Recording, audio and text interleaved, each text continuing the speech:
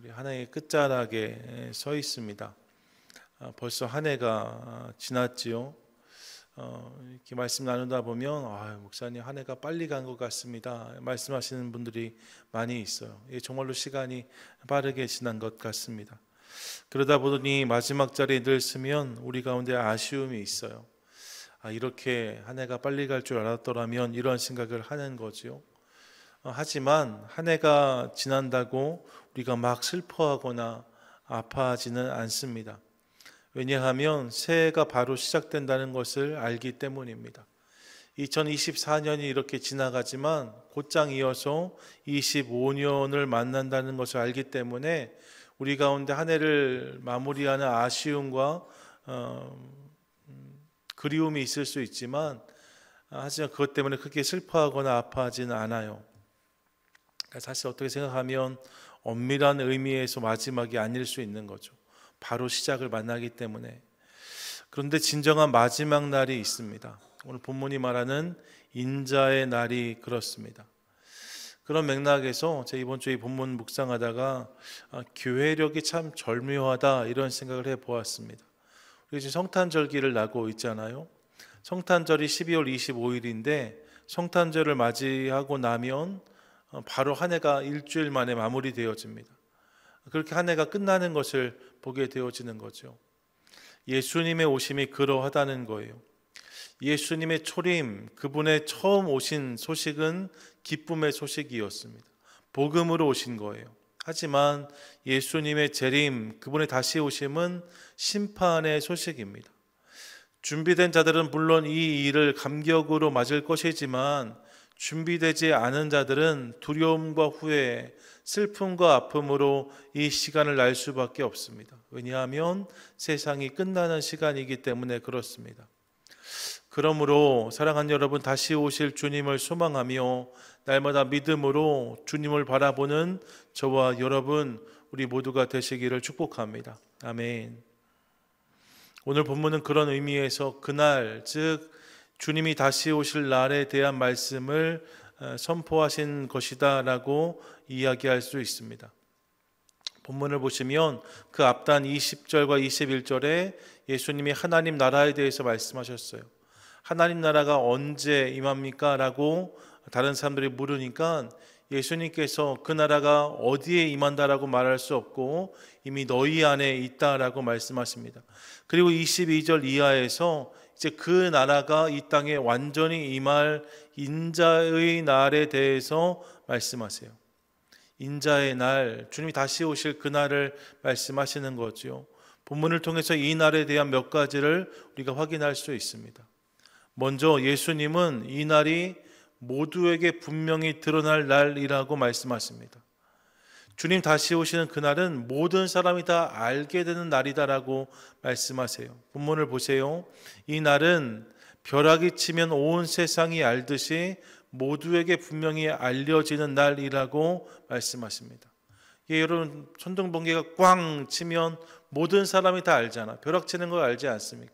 하늘이 다 환해지잖아요. 그런 것처럼 주님이 오시는 것은 아무도 모르게가 아니라 모든 사람이 알도록 오신다 말씀하시는 거예요. 마지막 날에 대해서 이야기할 때에 그 날이 자신에게만 알려졌다고 주장하는 사람들이 있었고 지금도 있습니다. 마지막 날이 지금 나에게만 알려져 있다, 그 날을 준비하라 말하는 이단들이 있는 거죠. 하지만 여러분, 그렇지 않아요. 대개 나에게만 알려졌다, 나에게만 알려주셨다는 사람은 둘 중에 하나입니다. 이상하든지 교만하든지. 나에게만 알려주셨다, 이러고 그렇지 않아요. 주님이 모든 사람을 사랑하시기 때문에 그 마음을 나누어 주시는 거죠. 그러므로 나에게만 알게 하신 게 있더라도 주님이 나도 알게 하셨구나, 이렇게 받는 것이 맞는 것입니다. 주님이 다시 오실 날이 그렇답니다. 모든 사람이 다 분명히 알게 될 날이라고 말씀하세요. 지금은 분명히 숨겨졌지만 때가 되면 모두에게 분명히 드러날 날이다라고 말씀하시는 거죠. 노아의 때에 온 세상에 임한 물심판이 그랬고, 롯의 때에 소돔과 고모라에 임한 불심판도 그랬습니다. 분명히 그날이 오기 전까지는 몰랐어요. 하지만 그 일이 드러나는 순간 모든 이들이 다 이 심판의 목격자가 되었습니다. 모든 이들이 이 심판을 피할 수 없는 자리에 서게 되었습니다. 이 심판을 피한 사람은 아무도 없는 거예요. 그러므로 사랑하는 여러분, 그 날이 우리 가운데 임할 때 우리 모두가 분명히 그것을 알게 될 것이고 우리 모두가 다 그 일을 경험할 것이다. 이 사실을 기억하며 마지막 날을 바라보는 저와 여러분 우리 모두가 되시기를 축복합니다. 아멘. 자, 여러분, 그날은 때가 되면 모두에게 분명히 드러난 날이라고 말씀을 드렸어요. 그런데 동시에 그날은 그날에 드러날 것이기 때문에 아직은 감춰진 날이라고 할 수 있습니다. 이게 그날의 양명성이죠. 그날이 분명히 있는데 아직은 감춰져 있다는 거예요. 그래서 예수님은 그날을 인식하며 사는 것이 중요하다라고 말씀을 하십니다. 여러분, 그날이 지금 감춰져 있지만 분명히 올 것이기 때문에 그날을 인식하며 살아가는 것이 성도의 모습이 되어야 한다는 거예요.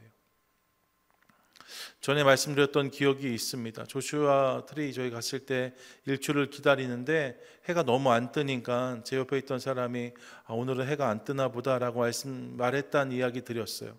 하지만 그렇지 않죠. 해가 안 뜨는 날은 없습니다. 아직 뜨지 않았을 뿐이에요. 일출이 아직 보이지 않을 뿐이지 해는 반드시 떠오르는 거죠. 마찬가지입니다. 인자의 날도 주님이 다시 오시는 날도 아직 드러나지 않았지만 분명히 오는 날입니다. 이 사실을 기억할 필요가 있고, 그런데 여러분, 이 부분을 기억하지 못하면 그날이 없다 하는 우울을 범하게 된다는 거예요.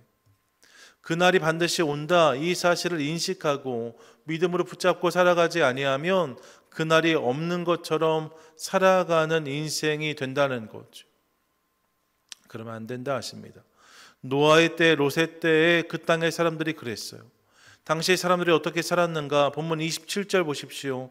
27절이 노아가 방주에 들어가던 날까지 사람들이 먹고 마시고 장가들고 시집가더니 라고 말합니다. 28절 말씀인데 28절 함께 읽습니다. 시작. 또 롯의 때와 같으니 사람들이 먹고 마시고 사고 팔고 심고 집을 짓더니, 여러분, 그날이 임하기 직전까지 그들이 이런 모습으로 살아갔다는 거예요. 먹고 마시고 사고 팔고 장가들고 시집밟고 밭을 가꾸고 집을 지었다는 거죠. 여러분, 생각해 보세요. 이게 잘못입니까? 먹고 마시고 사고 팔고 결혼하고 집을 짓고 밭을 일구는 것이 무슨 문제가 있는 것일까요? 사실 아무런 문제가 없지요. 주님도 그리스도인은 이 땅에서 마땅히 성실히 살아야 된다라고 말씀하셨습니다. 세상의 빛, 세상의 소금이라고 하셨잖아요. 죽게 하듯 하라고 성경은 말씀하고 있습니다. 여러분, 이것을 열심히 하는 것 사실 문제가 아니에요. 근데 무엇이 문제였는가? 오늘을 산 것은 문제가 아닌데, 나에게 주어진 오늘을 산 것은 아무 문제가 아닌데 말입니다. 그런데 오늘만 산 것은 문제라고 하시는 거예요. 오늘을 사는 건 문제가 아니지만 오늘만 사는 것은 문제라는 거죠. 여러분, 이해하시겠어요? 먹고 마시고 사고 팔고 하는 것은 그 자체로 문제가 아닙니다. 하지만 이 땅을 살면서 먹고 마시고 사고 팔고 시집가고 장가가고 밭을 일구고 집을 세우는 일만 한다면 그것은 문제일 수 있다는 것입니다. 왜요? 우리는 그것만으로 사는 사람이 아니기 때문입니다. 그리스도인으로 주어진 오늘을 성실히 사는 것은 바람직한 거예요.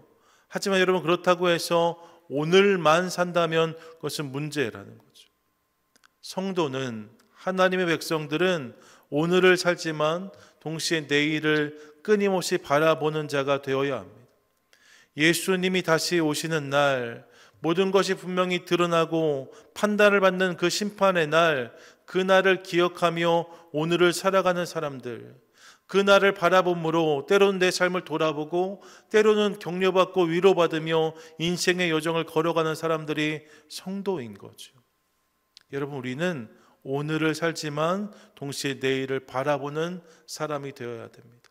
이 땅을 살지만 동시에 하늘을, 위의 것을 바라보는 사람이 되어야 한다는 거죠.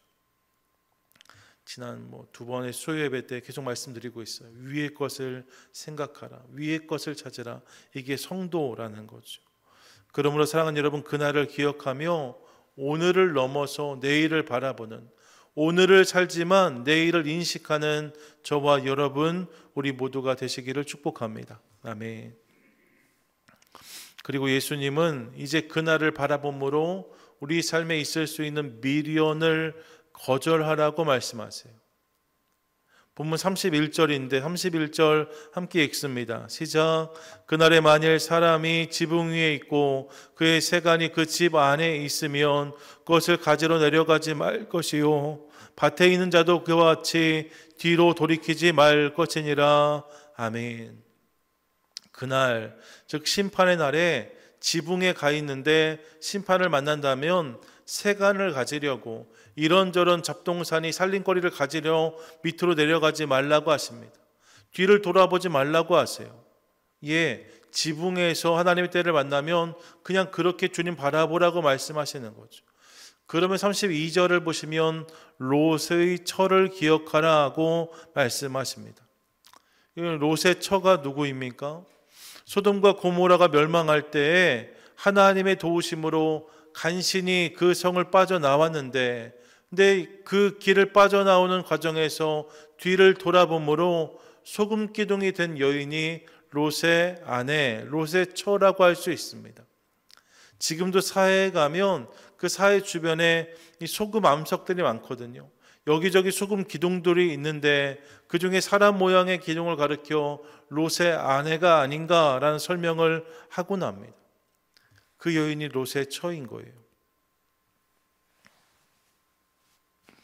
여러분, 그녀는 소돔과 고모라 분명히 떠난 사람이었습니다. 하지만 계속해서 뒤를 돌아보므로 그녀가 소돔과 고모라를 떠났음에도 온전한 구원에는 이르지 못했다, 성경이 말씀하고 있는 거죠. 전 저와 여러분, 우리 모두의 인생이 이런 모습이 되지 않기를 소망합니다. 자꾸 뒤를 돌아보면 안 된다는 거예요. 자꾸 세상을 돌아보면 안 된다는 거예요. 세상에서 최선을 다해 살아가는 것은 중요하지만, 하지만 여러분, 우리의 소망은 여전히 하늘을 향해 될 줄로 믿습니다. 세상에서 열심을 다해 살지만, 하지만 우리의 마음은 항상 하늘을 향해야 한다는 거죠. 이 땅에서 너무 열심히 살아서 하나님 나라보다 이 땅을 더 사랑하면, 이 땅에서 너무 열심히 살아서 내 모든 것을 다 이 땅에만 쌓아놓으면 안 된다는 거예요. 누가복음 9장 62절이 이렇게 말씀했습니다. 예수께서 이르시되 손에 장기를 잡고 뒤를 돌아보는 자는 하나님 나라에 합당하지 아니하니라. 손에 장기를 잡고 뒤를 돌아보는 사람, 주님께서 우리를 바라보라고 우리를 부르신 자리가 분명히 있음에도 불구하고 끊임없이 세상에 미련을 두는 사람들, 뒤를 돌아보는 사람들은 그 나라에 합당하지 않다라고 분명히 말씀하고 있습니다. 여러 해 전에 옥하는 목사님 설교 들었던 예화가 떠올랐어요. 어떤 책에서 읽었다고 하면 소개됐던 내용인데 찾아보니까 길잡이라는 묵상집에 나오는 내용입니다. 콜럼버스가 신대륙을 찾으려고 항해를 할 때 그 배에 많은 선원들이 타고 있었다는 거예요. 모두가 다 이 대서양, 이 큰 바다를 건너면 새로운 대륙을 만날 것이다, 이 기대를 가지고 바다를 건너오고 있는 거죠. 그런데 그 배에 탔던 사람들 중에 한 청년은 아침부터 저녁까지 구두방 이야기만 했다는 거예요. 모든 사람이 다 이제 우리가 이 배를 타고 가서 새로운 땅을 만나면이라고 말하는데 한 청년은 계속해서 구두방 이야기만 하는 거죠. 내용은 이런 것이었다는 거예요. 그 청년의 고향에 구두방 하는 할아버지가 계신데 이제 그 할아버지가 곧 은퇴할 나이가 되었다는 거죠. 그 가게를 물려받고 싶었던 거예요. 그래서 다른 사람들은 다 그렇게 새로운 땅에 가서 할 일들을 기대하고 소망하는데 그 청년은 빨리 돌아가서 그 구두방을 물려받아야지 이 생각만 했다는 거죠. 어마어마한 대륙을 기대하며 지금 항해를 해가고 있는데 끊임없이 그 구두방만 말하는 청년의 이야기. 모두가 신대륙을 바라며 내일을 꿈꾸는 시간에 그 선원은 구두방만을 생각하므로 그 꿈에 조금도 참여하지 못했다는 거죠. 이런 우리의 모습은 어떤가 생각해 봅니다. 혹시 우리 중에도 혹시 구두방 생각만 하는 분은 아니 계십니까?